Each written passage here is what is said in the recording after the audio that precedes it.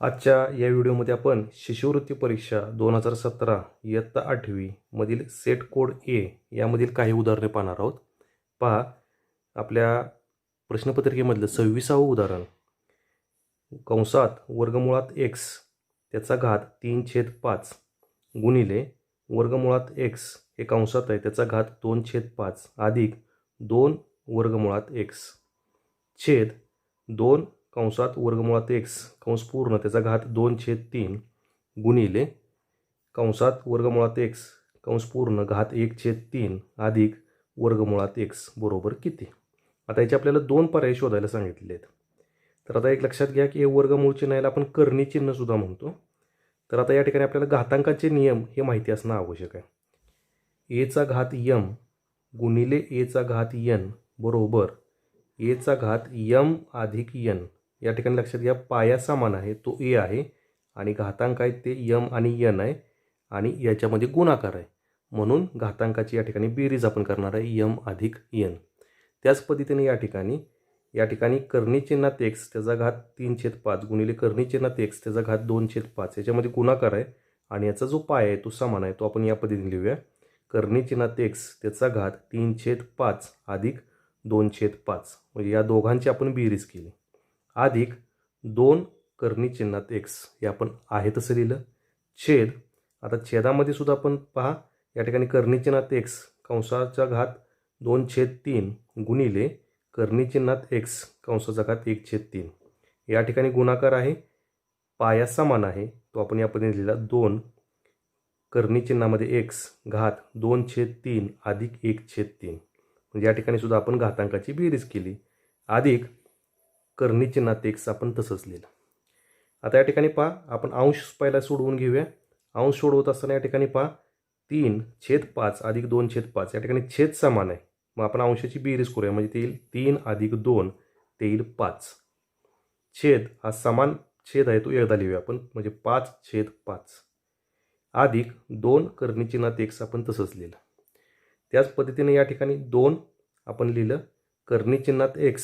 आता या ठिकाणी जो बेरीज आहे त्या बेरीजामध्ये 3 हा छेद समान आहे त्यामुळं आपण अंशाची बेरीज करूया 2 अधिक 1 3 छेद हा जो 3 आहे तो समान 3 आपण एकदा लिहूया आणि पुढं कर्णी चिन्हात x हे आपण आहे तसं लिहिलं. आता या ठिकाणी पहा 5 एके 5 म्हणजे या ठिकाणी 1 येईल. त्याच पद्धतीने 3 एके 3 या ठिकाणी 1 येईल. आता कर्णी चिन्हात x त्याचा घात 1 अधिक 2 कर्णी चिन्हात x. आता या ठिकाणी x कर्णी चिन्हात आहे या ठिकाणी x कर्णी चिन्हात आहे यांची आपण बेरीज करूया म्हणजे हे 2 आणि हे 1 म्हणजे हे येईल 3 कर्णी चिन्हात x छेद. आता त्याच पद्धतीने इथं 2 कर्णी चिन्हात x अधिक कर्णी चिन्हात x याचा या ठिकाणी 1 ह्या दोघांची बेरीज केली तर ती येईल 3 कर्णी चिन्हात x. आता हे दोघं एकमेकाला निरसन होतील म्हणजे या ठिकाणी आपल्याला येईल 1. आता आपल्याला जे पर्याय दिले ते पर्याय बघा काय आहेत. या ठिकाणी दुसरा जो पर्याय आहे तो 1 आहे आपला दुसरा जो पर्याय आहे तो बरोबर आहे. मात्र या ठिकाणी 2 पर्याय निवडायचे आहेत. तर या ठिकाणी पहा पहिला पर्याय कर्णी चिन्हात x त्याचा घात 0 दिला आहे. तर लक्षात घ्यायचं की कोणत्याही संख्येचा जर घात 0 असेल तर त्याचं उत्तर हे 1 येतं आणि आपल्या या ठिकाणी उत्तर आलेलं 1 आलेलं आहे म्हणजे या ठिकाणी आपला पहिला पर्याय आणि दुसरा पर्याय हे दोन्ही पर्याय बरोबर आहेत. आता 28वे उदाहरण पहा. एका शाळेतील इयत्ता 8वीच्या वर्गाच्या ब तुकडीतील मुलींची संख्या मुलग्यांच्या संख्येच्या तिपटीपेक्षा 20 ने कमी आहे. त्या तुकडीतील मुलांची एकूण संख्या 68 असेल तर मुलींची संख्या किती. लक्षात घ्या मुलं आणि मुली ह्या दोघांची संख्या इथं 68 आपल्याला दिली आणि या ठिकाणी अट काय दिलेली आहे की मुलींची संख्या मुलग्यांच्या संख्येच्या तिपटीपेक्षा 20 ने कमी. मग जर आपण मुलग्यांची संख्या x धरली तर आपल्याला मुलींची संख्या कशी काढता येईल. तर मुलांची संख्या जर x धरली तर मुलींची संख्या ही आपल्याला दिलेल्या पद्धतीनं तिपटीपेक्षा 20 ने कमी आहे म्हणजे ह्याची तिप्पट 3x वजा 20 कमी आहे म्हणून आपण या ठिकाणी वजा चिन्ह वापरणार आहे. जर अधिक आहे म्हटलं असतं तर या ठिकाणी अधिक चिन्ह वापरलं असतं.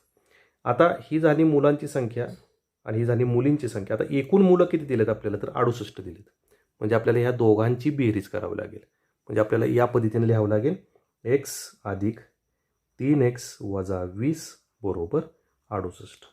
आता या ठिकाणी x अधिक 3x म्हणजे ते येईल 4x. आता हे वजा 20 जे आहे ते आपण त्याचं इकडे पक्षांतर करूया म्हणजे ते होईल अधिक 20 म्हणजे या ठिकाणी येईल 68 अधिक 20. आता याची बेरीज करूया आपण म्हणजे पुढल्या पायरीला आपल्याला भेटेल 4x बरोबर 88. आता एक्सची किंमत आपण काढूया. x बरोबर 88. आता हे जे गुणिले 4 आहे ते इकडे आल्यावर भागिले होईल म्हणजे ते होईल भागिले 4. 4 एक्के 4, 4 दुनी 8 आणि 4 दुनी 8 म्हणजे एक्सची किंमत आपली आली 22. आता या ठिकाणी एक्स म्हणजे काय आहे तर मुलांची संख्या आहे. आपल्याला काय विचारलं आहे मुलींची संख्या किती. आता मुलींची संख्या काढण्यासाठी आपण ही 3x वजा 20 याच्यामध्ये एक्सची किंमत ठेवूया. म्हणजे 3x म्हणजे 3 गुणिले एक्स. एक्स आपला आहे 22 म्हणजे 3 गुणिले 22 वजा 20. आता 3 गुणिले 22 म्हणजे 66 वजा 20 याची वजाबाकी केली तर आपल्याला भेटेल 46. म्हणजे मुलींची संख्या येईल आपली 46. या ठिकाणी पहा पर्याय क्रमांक 4 46. 29 उदाहरण पहा. खालील विधाने वाचून योग्य पर्याय निवडा. पहिलं विधान बघा. अ विधान 182 या संख्येला 2 ने निश्चय भाग जातो. ब 182 या संख्येला 7 ने निश्चय भाग जातो आणि क 182 या संख्येला 14 ने निश्चय भाग जातो. तर लक्षात घ्या की 2 न कोणत्या संख्येला भाग जातो की ज्या संख्येच्या एक स्थानी 0 आहे, त्यानंतर 2 आहे, 4 आहे, 6 आहे, 8 आहे या संख्येला 2 ने निश्चय भाग जातो. म्हणजे या ठिकाणी 182ला 2 ने निश्चय भाग जातो. त्याच पद्धतीनं दुसऱ्या विधानामध्ये 182 या संख्येला 7 ने निश्चय भाग जातो. तर 182ला जर आपण 7 न भागलं तर या ठिकाणी पूर्ण भाग जाईल. निश्चय याचा अर्थ पूर्ण भाग जातो आणि बाकी 0 राहते. आता त्या संख्येला 14 ने निश्चय भाग जातो असं म्हटलंय. लक्षात घ्या ज्या संख्येला 2 ने आणि 7 ने निश्चय भाग जातो त्या संख्येला 14 ने सुद्धा निश्चय भाग जातो. याचा अर्थ ही जी तिन्ही विधानं आहेत ही तिन्ही विधानं ही योग्य आहेत. मग आपले पर्याय बघा. पर्याय क्रमांक जो 4 आपल्याला दिलेला आहे अ ब क बरोबर म्हणजे आपला पर्याय क्रमांक 4 हा योग्य आहे. आता 30वे उदाहरण पहा. करणी चिन्ह किंवा वर्गमुळात 1.96 अधिक वर्गमुळात 2.25 अधिक वर्गमुळात 2.89 छेद वर्गमुळात 0.002116. आता आपल्याला काय करायचं याचे वर्गमूळ काढायचे आहेत पहिल्यांदा. आता वर्गमूळ काढताना आपण एक गोष्ट लक्षात घेऊया की हे जे पॉईंट किंवा दशांश आहेत ते नाहीत असं समजूया. मग आता हे करणी चिन्हात 196 आहे असं आपण समजूया. म्हणजे वर्गमुळात 96. मग 196 कशाचा वर्ग आहे तर 196 हा 14चा वर्ग आहे. म्हणजे आपण ते लिहिताना असं लिहूया 196चे वर्गमूळ आले 14 अधिक एक इथं 225 आपण घेऊया. 225 हा 15चा वर्ग आहे म्हणजे ते आलं 15 आणि 289 ते 17. आता या ठिकाणी आपल्याला पॉईंट दिला आहे. किती घरानंतर आहे 1 2 घरानंतर इथं पॉईंट आहे. मग ज्यावेळी आपण वर्गमूळ घेतो त्यावेळी जेवढे पॉईंट दिले त्याच्या निम्मे करायचे. म्हणजे इथं 2 पॉईंट आहेत मग आपण एकच करायचं आहे. म्हणजे या ठिकाणी 4 नंतर आपण इथे एक पॉईंट देणार आहे म्हणजे 1.4. त्याच पद्धतीने इथं 2.25 इथं 5 आणि 2 नंतर पॉईंट आहे म्हणजे इथं आपण 1 आणि 5 याच्यामध्ये पॉईंट देणार आहे. आणि याच ठिकाणी सुद्धा 2.89 1 2 घरानंतर इथं पॉईंट आहे. या ठिकाणी आपण 7 आणि 1 याच्यामध्ये पॉईंट देणार आहे म्हणजे 1.4 अधिक 1.5 अधिक 1.7 छेद. आता 2116 ही संख्या आपण घेऊया. 2116 हा कशाचा वर्ग आहे तर 2116 हा 46चा वर्ग आहे. मग याचा अर्थ याचं वर्गमूळ आलं 46. ते आपण लिहिताना असं लिहूया इथं 46. मात्र या ठिकाणी पॉईंट किती आहेत मोजा 1 2 3 4 5 6 पॉईंट आहेत. म्हणजे या ठिकाणी आपण 3 पॉईंट देणार आहे. 6च्या निम्मे 3 म्हणजे 1 2.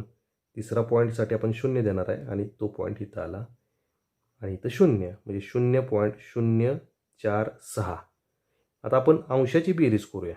अंशाची बेरीज केली तर किती पहा 1.4 अधिक 1.5 अधिक 1.7 तर 7 आणि 5 12 12 आणि 4 1606 हातच्या आले 1 1 2 3 3 आणि 1 4. इथं प्रत्येक ठिकाणी एका घरानंतर पॉईंट आहे म्हणजे 4.6 छेद 0.046. आता या ठिकाणी हे जे 0.046 आहे आणि 4.6 आहे हे आपल्याला पॉईंट काढून टाकायचं आहे. त्यासाठी आपल्याला या ठिकाणी हे पॉईंट इथं आलं पाहिजे. त्यासाठी आपल्याला 1 2 3 म्हणजे एकावर 3 शून्य म्हणजे 1000 गुणायचं आहे. मग या ठिकाणी आपण पुढल्या पायरीला असं लिहूया 4.6 छेद 0.046 गुणिले अंशाला 1000 आपण गुणूया आणि छेदाला सुद्धा 1000 गुणूया. आता 1000 गुणलं तर इथं 3 शून्य आहेत, 1 2 3, त्यामुळं पॉईंट जो आहे तो 3 घरं पुढं सरणार आहे. 1 2 3 म्हणजे ती संख्या जी तुमची येईल ती येईल 46. आणि अंशामध्ये या ठिकाणी पॉईंट सुद्धा 3 घरं पुढं सरणार आहे. 1 2 3 म्हणजे इथून पुढं 1 म्हणजे ते आलं 4 6, नंतर पुढं 2 शून्य राहिलेत म्हणजे ते 1 2 छेद या ठिकाणी येईल 46. आता याला जर आपण भाग लावला तर 46 एक्के 46 आणि वरचे 2 शून्य म्हणजे आलं 100. आता आपल्याला जे पर्याय दिलेत ते बघा काय दिलेत. 10चा दुसरा घात, 10चा 13वा घात, 10चा घात ऋण 2 आणि 10चा घात 3. तर लक्षात घ्या 100 याचा अर्थ 10चा घात दुसरा म्हणजे 10चा वर्ग. म्हणजे आपल्याला या ठिकाणी पर्याय क्रमांक 1 हा योग्य आहे.